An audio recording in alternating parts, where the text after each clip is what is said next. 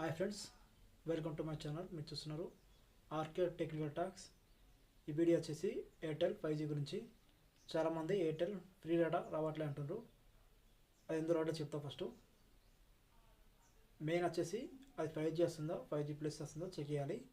అది ఎలా చేస్తారంటే ప్లేస్టోర్లో స్పీడ్ టెస్ట్ యాప్స్ చాలా ఉంటాయి.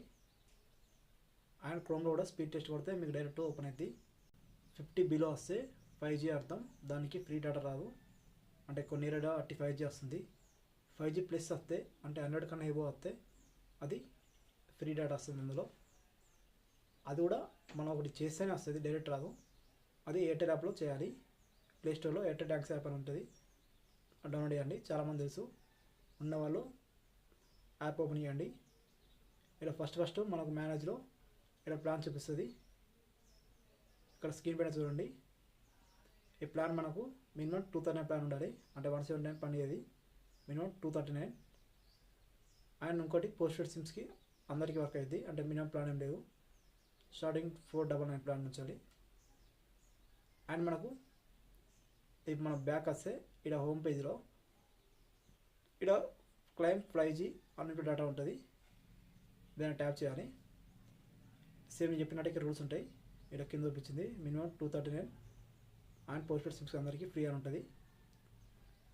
ఇక్కడ కింద చిన్నగా క్లైమ్ అనే ఆప్షన్ ఉంటుంది, దాన్ని ట్యాప్ చేయండి. బ్లాక్ కలర్ మీద మీకు సక్సెస్ఫుల్ 5G క్లైమ్ అని పడుతుంది.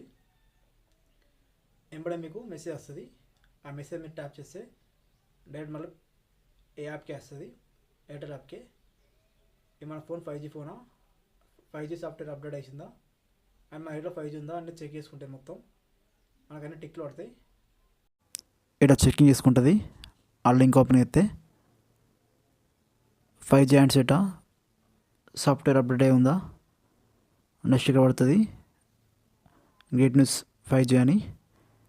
ఇలా మన ప్లాన్లో చూపిస్తుంది. ఇప్పుడు నాకు చూపిస్తలేదు, నెక్స్ట్ డే చూపిస్తుంది. అక్కడ మీకు అన్లిమిటెడ్ 5G అని చూపిస్తుంది ప్లాన్లో, ఈ ప్లాన్లో.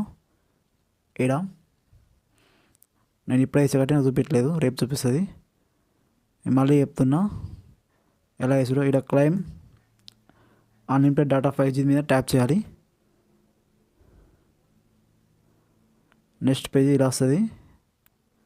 ఇక్కడ క్లైమ్ చేసుకోమని క్లైమ్లో వస్తే అయిపోద్ది.